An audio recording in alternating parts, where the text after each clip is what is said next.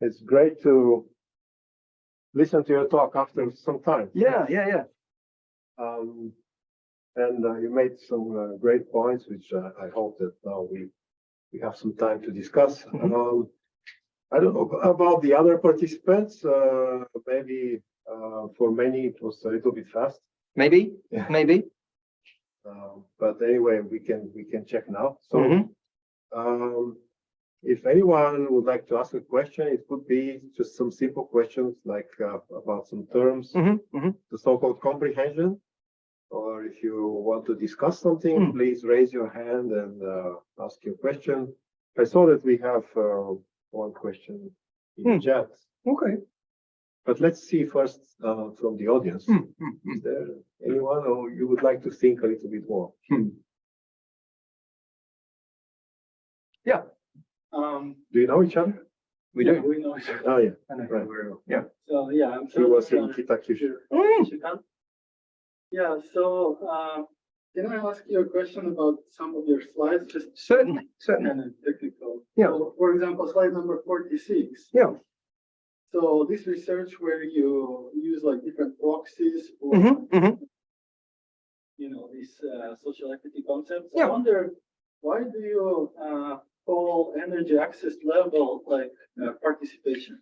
Isn't it a little bit confusing? Because when I imagine participation, I imagine like people participating in some kind of policy or something like Absolutely. No, you're absolutely correct. So the reason that we use participation as energy access here is because, coming back to your point exactly, especially in low income and developing nations, being able to participate in policy or participate in those discussions, the entry point for being able to do that is actually to have energy.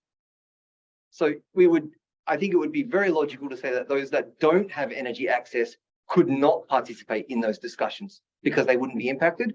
So we're just trying to identify which group can participate. But a really great question, yeah. Yeah, thank you so much. And if you go to the next slide, Yeah. also, I wonder, this like pink area and So mathematically speaking, if you take any point given by this triangle, the only places that the centroid can move are within the pink rectangle. That's the mathematical derivation of an area-weighted centroid. And so the best possible outcome is here. So for each different country, this rectangle will be different. Yeah, so the maximum point, so if they had 100% renewables, it would be here. If they had 100% of the social equity factors satisfied, it would be here. This is just an example, but for each country, this is drawn for each of the years evaluated. So 99 times 26 times the number of factors. Yeah, it's derived for each one. So for example, for more like high income countries and more like socially just countries, this rectangle will be like a little bit to the right. Yes. So as this shifted, but this assumes an 100 for each of these corners. That's the point within that the vector can move within. Yeah, but that's just the mathematical limits. That's all. So you would say this is the best, and this would be the worst. Yeah. But logically, you would think the worst would be 0, but mathematically, that's how it derives out. But really good questions. Yeah. All right, I will give. Okay. Maybe later again. Yeah. Greg. Yeah, thanks very much. Very interesting presentation. So I would like to offer my interpretation of your finding. Go for it. About the lack of awareness in Japan about just transition. So I've actually been asked to give a bit of a presentation on this topic, and I'm not an expert. I'm actually a bit uncomfortable about tackling this topic. And one of the the interest of my person that invited me was who in Japan is talking about the just transition. And I sort of had a quick look at policy documents. Yeah. And the 2 policy documents I chose were the 6th basic energy strategy. Good. And the the carbon neutral green growth strategy. Sure. Yeah. And so I had a quick look at those, and there's no mention of just transition. But what I found was that there's mention of elements that actually are very relevant for the just transition. Absolutely. Yep. The elements that seem to be discussed are especially related to electrification of mobility. Yep. And the loss of the decline of the parts supply chain.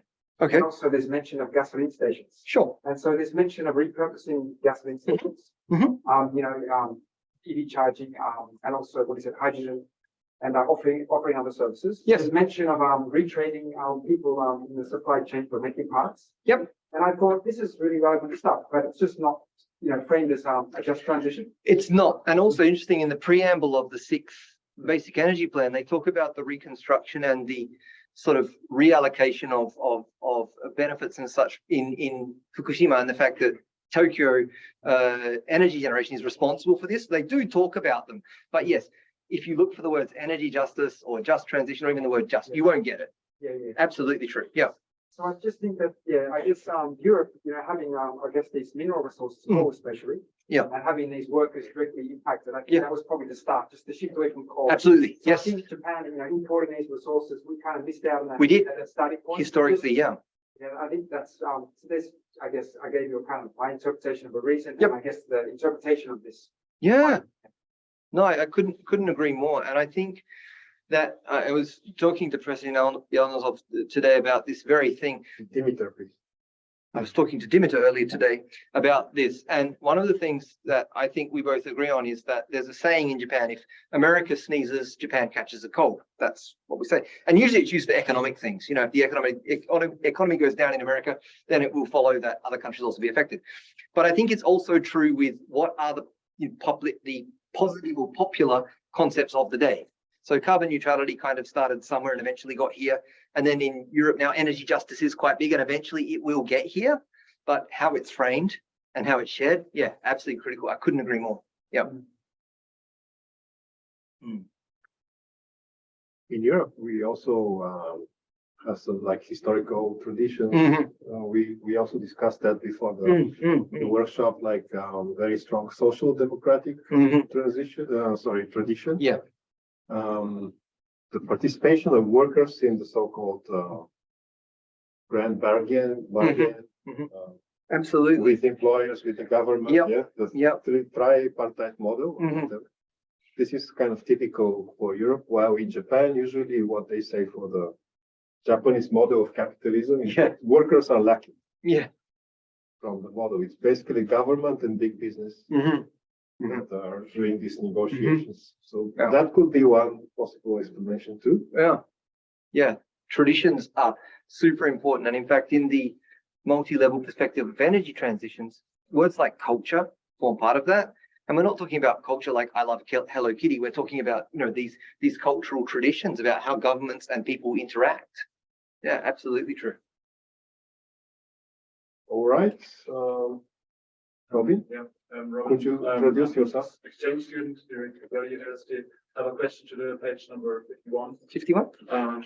Which is, do you find in your study any reasons why an increase of renewable energy yields to an decrease in social equity? Yes, we do. And it's actually very interesting. And that's probably the best question I've had for a very long time. So thank you very, very much. First of all, I want you to look at the map and notice that there's clusters, right? You'll see that Eastern Europe, for example, or the eastern part of Western Europe does have a kind of a cluster that's happening there. And advanced countries like Japan and Korea here, and Australia and Oceania, you'll see that. And the others that are kind of winning are close together. There are some exceptions, but there are clusters. One of the things to be aware of is that it's a comparative model. So all of the countries are compared to a mean. And so for countries that are sort of this light orange color, we actually have a better map that shows the range. Countries like Japan and Australia, because they started at such a high point, the loss of some jobs or the change in one dynamic can pull their score down just slightly, which means that they don't then achieve both positives. The other reason that some countries get a really good outcome is because they started from a very low base. The third thing that's hidden in this, and the reason that I very carefully said that it's not causal, but it's correlated, is often what happens is the countries that are seeing a significant growth in renewables are seeing an even bigger growth in fossil fuels. So for example, their populations are rapidly increasing, or their electrification in their country is rapidly increasing, right? So think about countries, especially in sub-Saharan Africa, which actually get quite a good outcome. Some of them had almost no energy access in 1990. So just a solar panel in their village meant that they finally had some energy access compared to none. So their scores can be radically increased. So there are a lot of reasons why some don't achieve them. And yeah, a lot of it is about industrial shifts, especially in these lesser developed. I mean, I can see that Germany is one of those, and that's certainly not a lesser developed nation in Europe, but there would have been some heavy employment outcomes. In fact, Dimitar mentioned just previously, or maybe it was over here, about the coal mining tradition of some of these countries. So Germany, for example, at the moment is moving away from things like brown coal mining and shifting towards renewables, but they're paying a price. Their energy prices are increasing in the short term. Over long term, they'll go down as energy learning curves proceed.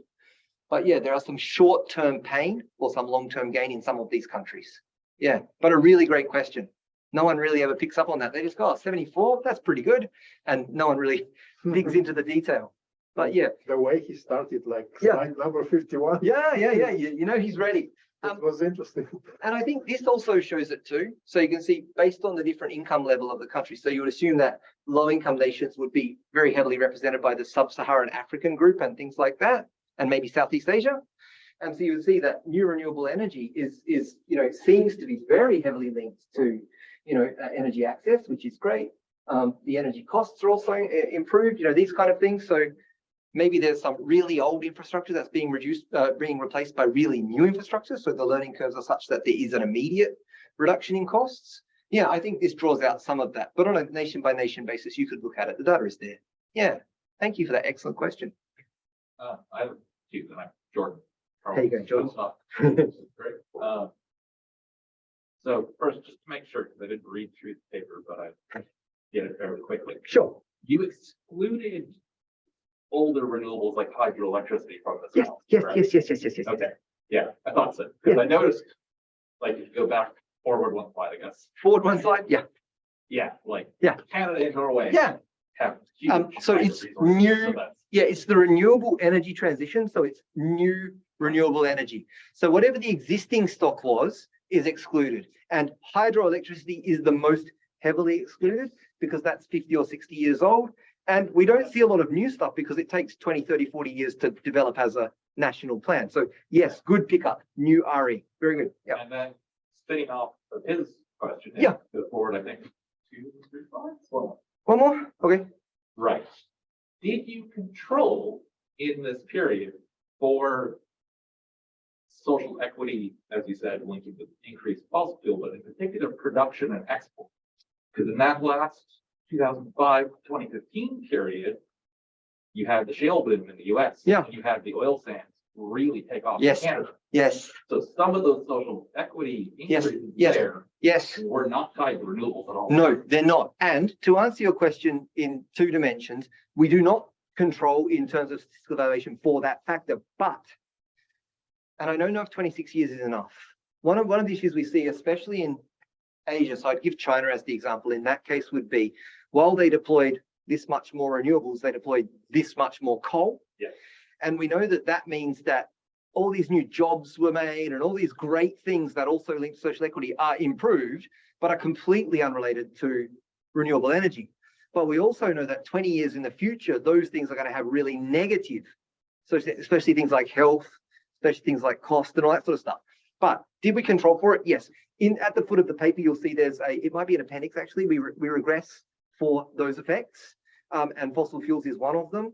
The subsidization of fossil fuels is another. So the Middle East is a big one there. And we note that nations that heavily subsidize fossil fuels have much slower energy transitions. So there are some controls in there. Please have a look at the appendices. It does control for those there. Yeah, no, really good pickup. The one thing that, and this is why we can't say it's causal, because there are so many exogenous or externalities that you just cannot account for. And so that's a real danger of saying, oh, look, renewables, the answer, just do that. Well, and especially when you're looking at national data. Because yes. No, I think in the last 10 years or so, that Yeah. means that Ontario phased out coal. Yes. Completely. But at the same time, Alberta and Saskatchewan built out the oil sands. exactly. So it's highly regional. When I give this presentation just about this paper, the discussion deals with things like the development curve, subsidization, those kind of factors. But today I've just given an overview. But yeah, please have a look at the second paper that I showed at the end. I think you'll find that we do neatly control and discuss those factors because they make big impacts. Yeah, both on the scores, but also, like I said, even just looking at the last 7 years, but controlling over time for those kind of peaks and breaks, I think we're going to see that they're going to have to pay for those decisions in the future. Yeah. Yeah, no, really good pickup. Thanks for that. Thank you. Greg. Yeah, just going back to the data set that you used. I think it's for the same paper. Yeah. So there's an interesting indicator I see used frequently, but similar papers, and that's the is it the democracy index? Yeah. Did you consider using that, especially because there was a conversation before about participation, and I just thought you like transparency of governance or that is relevant. So I think that's nice, but the democracy index is a national level indicator. It's one score, whereas energy access accounts for population shares between rural and urban groups. And so that really shows one of the existing divides in social equity is just the gap between those two people. So I thought that was a better choice. The other thing, just from writing a paper point of view, we didn't want to blend data sources because the measurement method will then change from nation to nation for those sources. So by using the WDIs, we could have a consistent point of order. Now, I'm not saying the WDIs are perfect because they are not. Look at a country like Jordan, for example. One year they've got 10% unemployment, next year it's 0 for some reason. Now, clearly that's a reporting issue and you've got to deal with those things. But yeah, so we chose not to, for example, then look at IEA data for the future of renewables and then blend that with the WDI because we thought that risks different measurement approaches. So yeah, 2 reasons why we didn't consider that. But yeah, both absolutely valid points. Shall we look at the questions of the chat? Please, yeah. Does anyone in the chat have a question? Yeah. 2 big questions. Okay, great. Does someone want to read them out? I can't see them. Or maybe I can. Just small. Yeah, I can't. Yeah. Maybe someone can read them on their behalf. That'd be really good.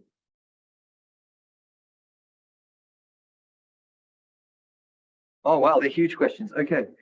I assume they're possible. Okay. Can you read it? Yeah, that's fine. So the first thing is sort of asking, so clearly even policymakers aren't aware of the just transition. So how do we make them aware of it? We could, through our work, educate people. That's one way. The other way might just be a function of waiting. I've just got a feeling, having worked in an institute called the International Institute for Carbon Neutral Energy Research, when that wasn't a term in Japan, and then 3 or 4 years later it is, we can already see those trends occurring in other nations. I think we can just wait for that to occur naturally. But as I said in my talk about the first survey was, education is critical. How we do that might begin with universities, might begin with publishing papers that identify this as an issue, but I don't think direct intervention is going to have as much impact as, say, just waiting for the time to be right in that case. Maybe give some interviews. Yeah. To the mass media. Yeah. All valid ideas, yeah. Presentations in the social media. Yeah. Okay. Yep. So the future of nuclear energy is uncertain. I'm skeptical that without domestically abundant green or fossil resources, the need for considering Japan nuclear power is something inevitable to achieve a just transition. Yeah. And he talks about his time in the UAE and how they're thinking about this. Yes, I absolutely agree. And I think I made that point very briefly at the beginning.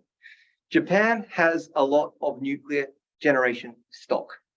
There are power plants across the prefectures in earthquake-rich areas and earthquake-rare areas. It's everywhere. And if they don't use these assets, they become stranded assets. You can't just turn off a nuclear reactor. In fact, some of the nuclear fuel supply contracts are for 20 years. So the nuclear fuel is still arriving and still being paid for and still being maintained and all of these things. So pragmatically speaking, and if we're going to achieve a renewable energy or a low carbon energy transition, yes, Japan will use nuclear. It's good and bad. It's bad because horrible things like the Fukushima accident happened, not the first nuclear accident to happen in the world. But it's great because it's carbon neutral, at least in a country that imports all the fuel and doesn't have those associated supply chain costs, right? Not ideal. But the other thing that nuclear does for us is that buys us some time. I talked a little bit about learning curves. So over time, as we deploy more and more solar, it gets cheaper and cheaper to deploy. Over time, as we do more and more hydrogen, it gets cheaper and cheaper to deploy, and we can rely on other people's experience to do those things too.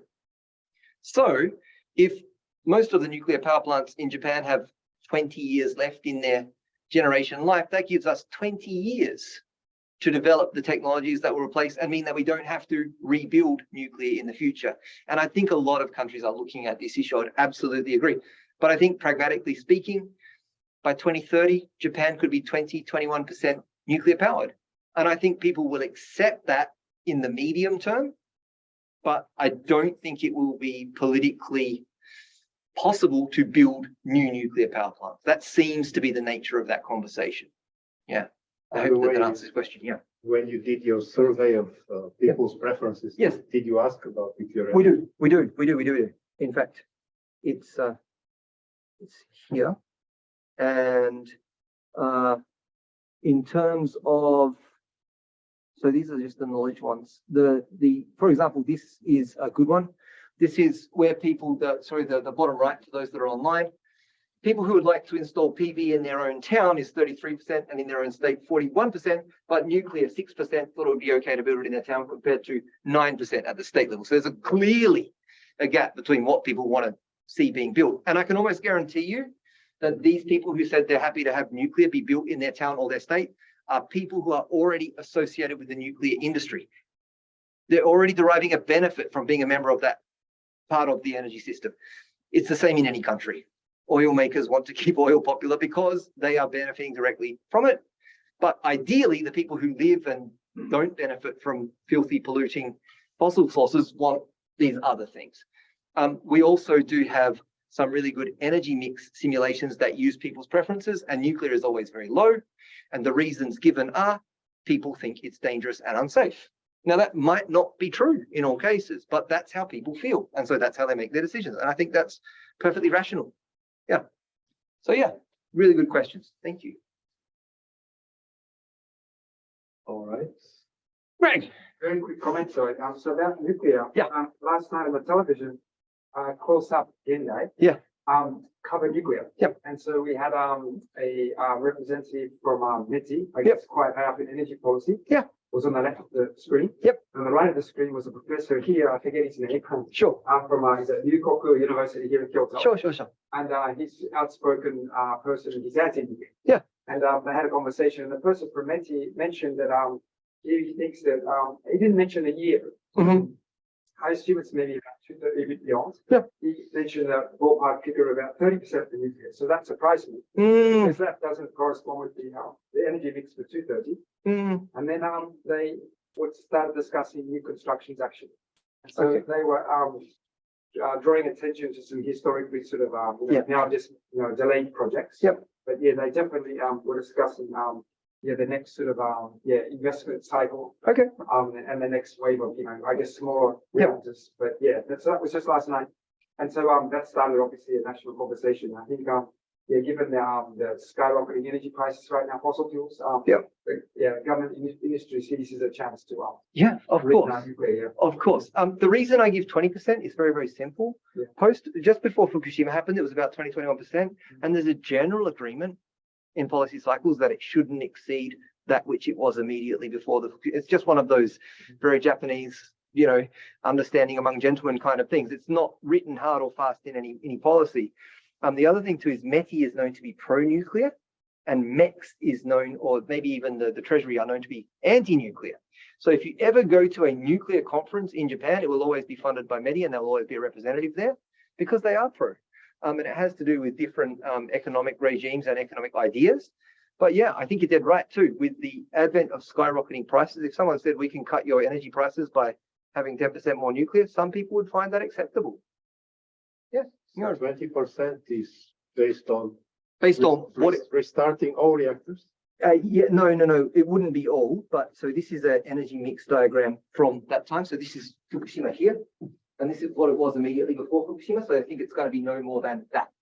That's the reason why I say 20%, because when this happened, they kind of said that's what it could be. This isn't the current energy system. This is a projected one based on people's preferences, but it's, that's the conversation that happened at the time. And that could very well change. And I think if they did run at full capacity, it would be closer to 31%. They mentioned a really interesting policy trick, which was so a lot of plants have been idle for 10 years. Yep. So, and they have a designed lifespan. Of 40, yeah. Yeah. So they've taken that 10 years of idle. Yep. And then adding that to the lifespan. And they also talk about 20-year retrofits as well. And it's basically the conversation is we won't build any new stuff, but we can use the existing stuff for a little bit longer. Yeah, no, that's completely rational, and that would fit within the policy regime. Absolutely. Yeah. No, good pickup. I think we're pretty good for time. What do you think? We have another 5 minutes. There you go. Maybe another 2 questions. Is there anyone? No pressure. Maybe this is now Oliver. I'm Oliver. I'm also an exchange student. Great. in Germany. Just here, Yeah. I see in this graph now that hydrogen Yes. is given there as a generation supply. Yes. But it's more as a secondary energy carrier, right? Yes, it is a secondary energy carrier, but it can be used for direct firing for electricity generation, and it can be blended with LNG for electricity generation. And that's what that would represent. Oh, Yeah. Good pickup. Yeah. The blend ratio is very important. If you want to use hydrogen as a direct firing source, you need to use a ceramic turbine, not a metal turbine, because hydrogen will destroy metal turbines. But if you keep your blend ratio between 30%, below 30% with the LNG, you can use it in the same way because the LNG adheres to the metal first and stops the hydrogen from penetrating. But also the 30% is a magic number because the calorific value of hydrogen is lower than LNG. And if you had too much hydrogen, they cross over. You actually have to burn more gas to make the same amount of energy, and therefore you increase CO2. So there's this balance that we have with blending as well. Yeah, but that's what that slice represents. what I meant was that the hydrogen here also has to be derived from some other. Yeah, that's a really bad conversation. Let's not have that. Currently in the world, 92, I think is the most recent number I've seen, of 92% of hydrogen is made from fossil fuels. It's either gray and in some cases blue hydrogen. There might be some CCS, not a lot. Japan's an importing nation. They don't care. The point is it's CO2 free at the point of use, right? So if it comes from oil cracked in China, what do they care? I know it's not a good outcome for global CO2 goals, but if we allow some nations to reduce less CO2 than others, these kind of bad outcomes will happen. This hydrogen is probably important. So hopefully in 20 years, that means it's imported from clean sources or at least blue hydrogen sources. And look, there's a big push toward green hydrogen, but that happening locally in Japan, economically speaking, is not going to happen tomorrow. Yeah, but yeah, good questions and a very ugly topic. Yeah. Thank you. Thank you. Maybe one last question. Yeah. May I ask you about Australia? Sure. So I'm wondering, have you looked at like Australia's situation with the just transition, especially that like its economy is a lot based on like the coal? Yeah. I guess this topic is quite relevant here. Very relevant. Very relevant. Yeah, it's unfortunate, as you say. Australia has a very slim industrial profile. Like there's no manufacturing has been almost completely removed from Australia. So when I think of Australia, I think of the extraction industry and the retail industry. We used to manufacture. We used to make cars. We used to can fruit. We used to do it. Now we just export all those things. So we export raw materials and it comes back as processed materials. So yeah, in a country that says we want a just transition or a transition, but is deeply dependent on the sale of natural resources, yeah, that's a big deal. In fact, when I worked in the Queensland state government, they would make brochures about the clean energy future. And on the back, it would say, we have 300 years worth of export coal under the ground, and that's what's going to sustain Queensland. This is like 10 years ago. 300 years. Yeah, very good question. And yeah, absolutely relevant. Thank you. All right. All right. Yeah. Thank you very much. Thank you very much. I think we are already beyond our time, so it's time to wrap up. So I'm sure that, probably everyone has also some other questions, but Yeah, let's get it to the later session. Yeah. maybe, yeah. Yeah. All right. If you wish, you can write to me or Yes. or to Andrew, Yeah. and we're sure to like answer your questions. Absolutely. And I'll send the slides, and they have my contact details on the final slide too. So Dimitar will share those with everybody. And yeah, Yes, yes. ask some questions. And if you want more details, yeah, happy to talk about it. Yeah, we have your contact information from the registration, so I'll definitely send to everyone today's slides, Thank you very much. and we'll also have them on the website. Brilliant, brilliant. All right. So yes, finally, let's give an applause again to. Thank you very much. I will leave the people on the Zoom. Yes. Thank you all very much.